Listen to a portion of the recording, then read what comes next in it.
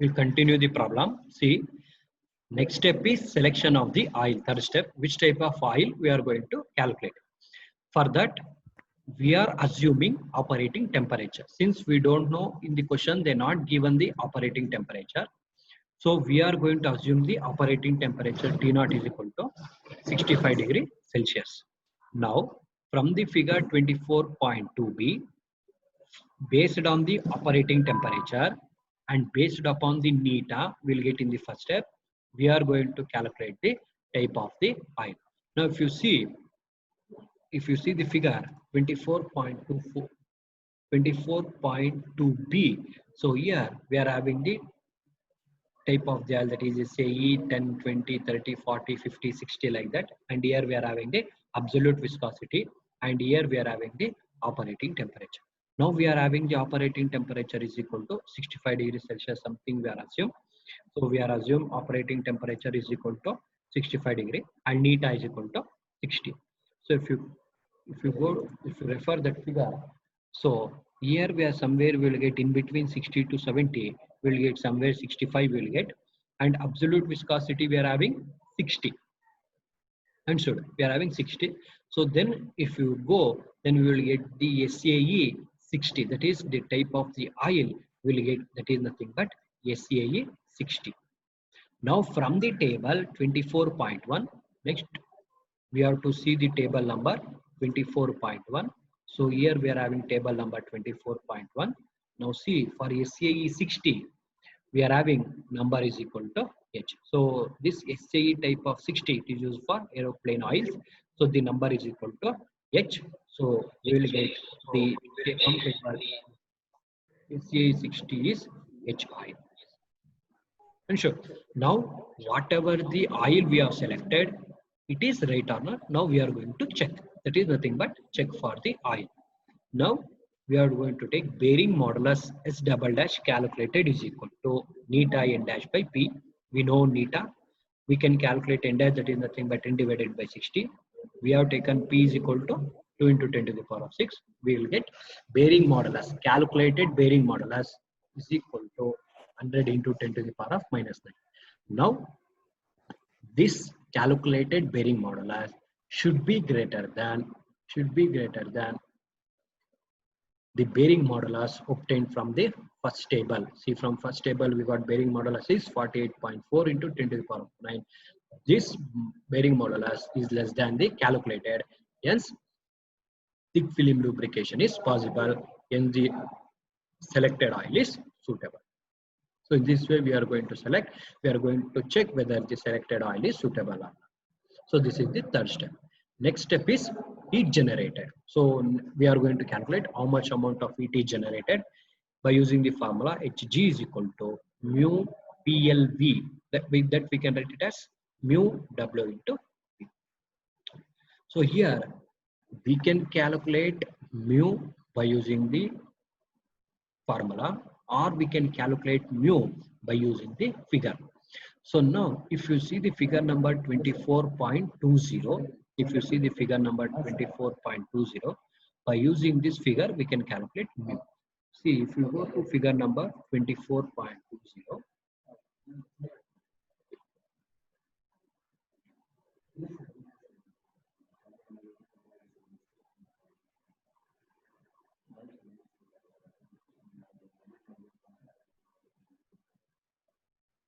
see, this is the figure 24.20. Here in the x-axis we are having bearing characteristic number S. Y-axis we are having the coefficient of friction variable, that is equal to mu by xi, and number of curves we are having L by D. So in order to calculate this y-axis, first we have to calculate x-axis and the L by D. So first we will calculate S, that is nothing but x-axis. We know the formula S is equal to neta n dash by P into 1 by xi square. Substitute neta n dash P into 1 by xi square. So we will get S is equal to 0.1235, and L by D is equal to, we got ratio L by D, previously we got 1. Now by using this S and L by D, we are calculating the coefficient of friction variable. Now S is equal to 0.12. Now if you see the figure, S is equal to 0.12. See, this is 0.1, 0.12 somewhere you will get here. If you go like this, and another thing we have to see L by D curve. This is L by D curve. L by D is equal to 1 second curve. Go like this until it touches the second curve. So once it touches the second curve, come towards the left side, then we will get the, that is coefficient of friction variable. So we will get coefficient of friction variable is 3.4. See here, see 0.2, 1, 2 somewhere you will get here. Move upward direction until it touches L by D 1. Then you come like this.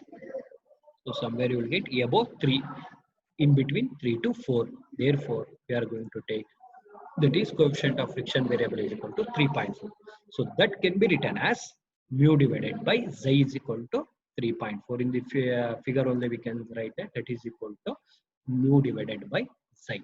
So therefore, mu by xi is equal to 3.4. So xi in the previous step you have calculated. Now we can be able to calculate the coefficient of friction. Mu will get 3.06 into 10 to the power of minus. Once you get mu, substitute here, substitute mu, substitute w, and substitute v. V is nothing but pi dn divided by 60.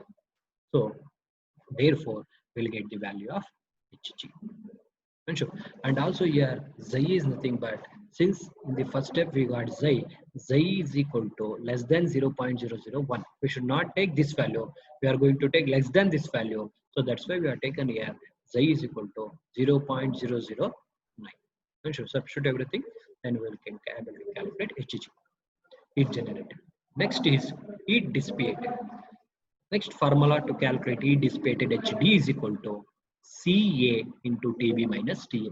This is the formula we are going to use to calculate HG for the complete design of bearing.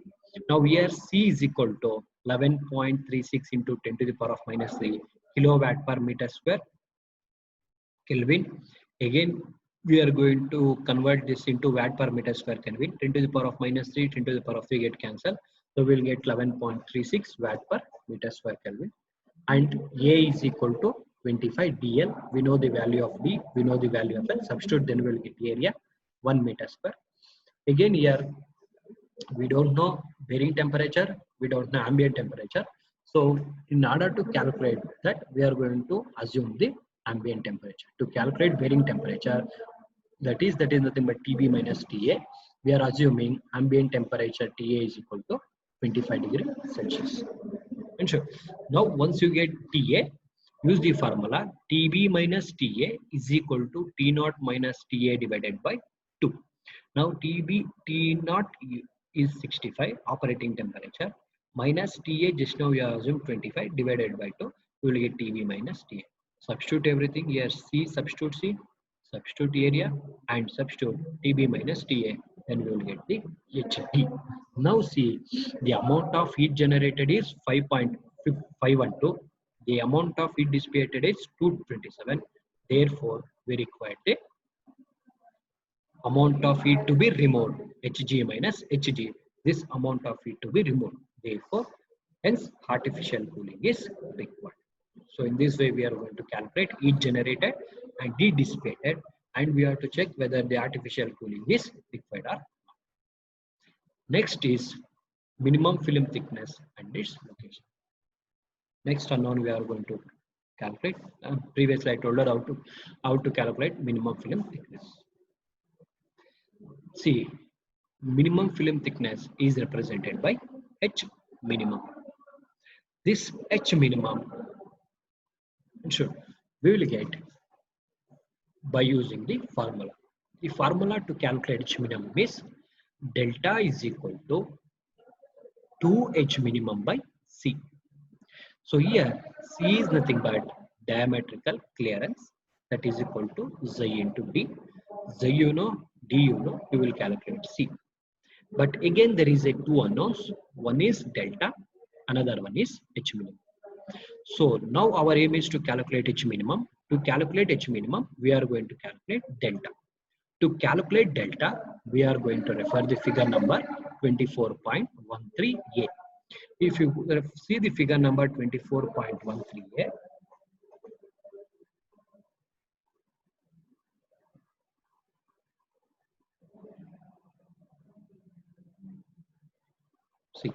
figure number 24.13a. In the x-axis, we are having S. Number of curves is L by D. And in y-axis, we are having delta. Now, already in the previous step, you have calculated S. And you know L by D is equal to 1. See, now in the previous step, we got S is equal to 0.125. So, Summerfield bearing characteristic number you have calculated. So, therefore, somewhere you will get 0.125. Move upward until it touches one curve. So this is the one curve. So L by D we got 1. So until it touches one curve, then come towards the left side. Then we will get the value of delta. It is minimum oil film thickness variable. So we got delta is equal to 0.44. Once you get delta, substitute in this formula, calculate H minimum. H minimum film thickness is equal to 3.6 into 10 to the power of minus 3 meters. So in this way, we are going to calculate minimum film thickness. Same for the previous problem also. Next, and its location. Now we are going to calculate pi. From the figure number 24.11a, go to the figure number 24.11a. This is the position of minimum oil film thickness, 24.11a. Here also same, x-axis is S, curve is L by D. So same thing. So here we are having 0.125. We got S is 0.125, and curve is 1. Move like this until it touches the curve. Then come towards left side. So we will get pi is equal to 50.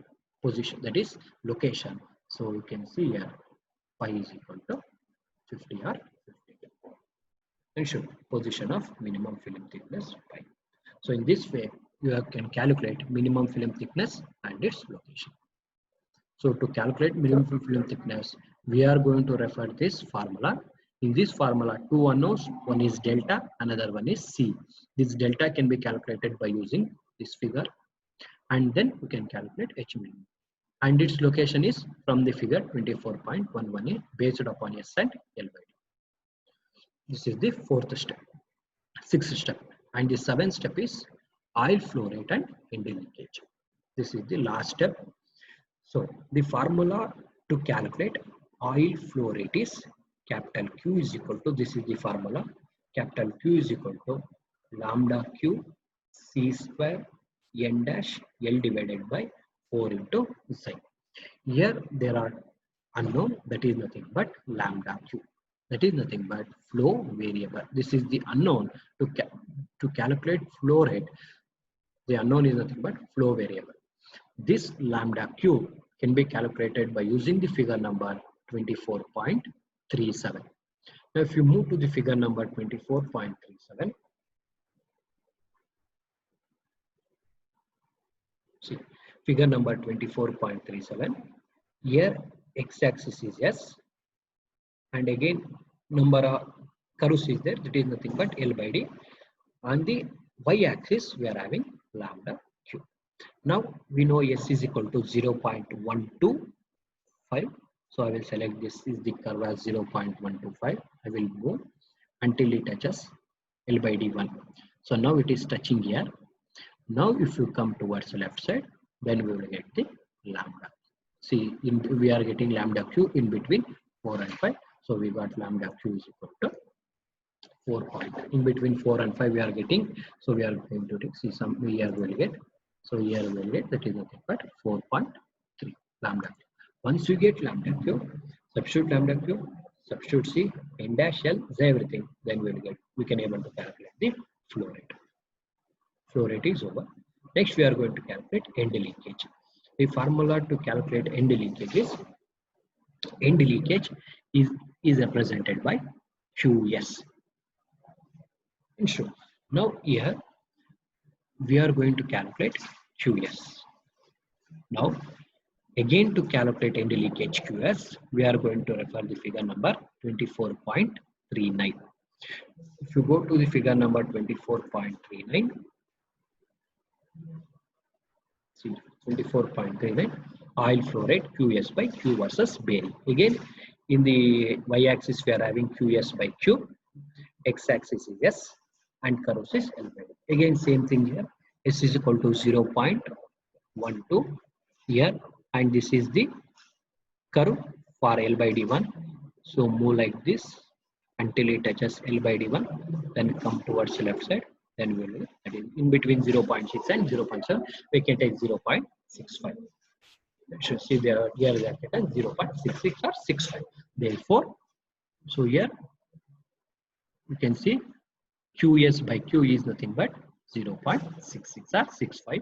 So therefore, QS by Q is equal to 0.66. Now in the previous step, we got Q cross multiply.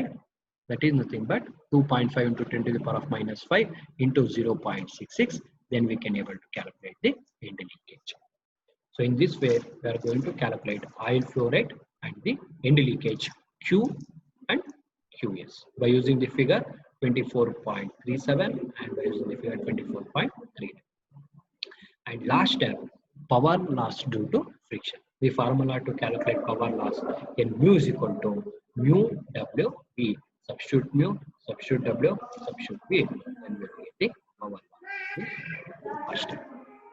So totally 8 steps we are going to calculate for the complete design of bearing used for the particular application.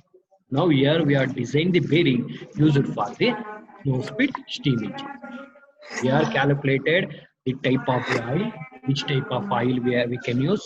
We have calculated the dimension. We have calculated how much amount of heat is generated, how much amount of heat is coming out, whether the artificial cooling is required or not, and we have calculated minimum film thickness,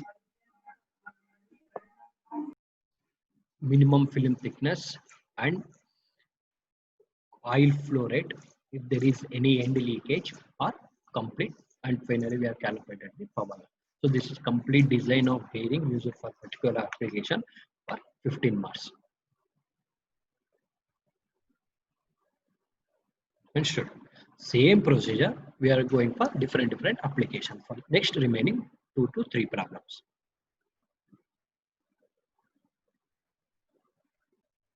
So next problem, design the main bearing of a steam turbine that runs at 1800 RPM.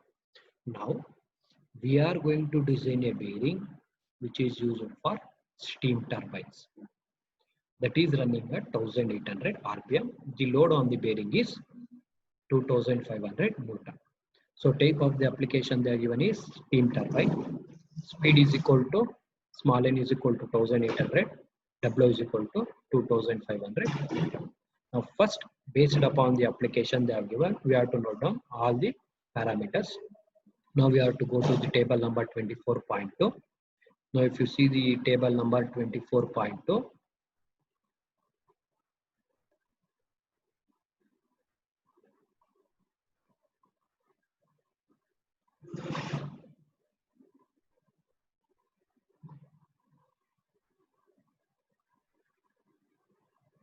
see this is the figure table number 24.2.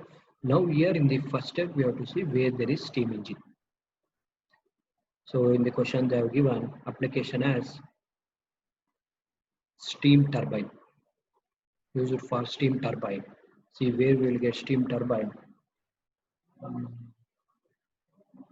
See where we will get automobile, aircraft, main steam engines, locomotives, pumps. Still here we are having railway cars, steam turbines, generators, motors, centrifugal pumps. So this is the here we are having steam turbine. Now for this steam turbine, next we are told that we have to go for mine. Next, so this is the Tmax 0.69 to 1.87. So this is Xi 0.001, and this is L by D ratio, and this is viscosity neta 2.16 into 10 to the power of minus 3, and this is S double dash 241.8. So like now we are going to take application for steam turbine. So we have to note down everything. So we have to note down P, Xi, L by D, neta, and S double dash. Once you get this, remaining is same procedure. So first we are going to take this. So here we can take pressure 0.69 to 1.87. Any value we can take. In between this we can take any value. So I am going to take P is equal to 1 MPa. convert 1 into 10 to the power of 6 Newton per meter square. Then again L by D 1 to 2. So in between this I can take any value. I can take 1 or 1.2, 1.5 to any value I can take. So I can take L by D is equal to 1. So therefore we know the formula P is equal to W by L into the substitute P, substitute W, where L by D is equal to 1, L is equal to, therefore L is equal to D, then calculate D. Once you get D, substitute here, then we will get here. So since L is equal to D, the value of L and D will be same. Sure. Now if you again resubstitute this in this formula, W, L and D, you will get same value as P. Sure. So next is selection of oil. Third step. Now we are assuming the operating temperature and taking neta is 2 to 16 into 10 to the power of minus 3. You can take any value from 2 to 16. So I am taking 16 into 10 to the power of minus 3 as then we are going to find out the oil, name of the oil by using the figure 24.2. So remaining is same procedure. We are going to calculate all the unknowns up to 8th step. And so it is now we are designing for the steam turbine. So taking the first step is very important here.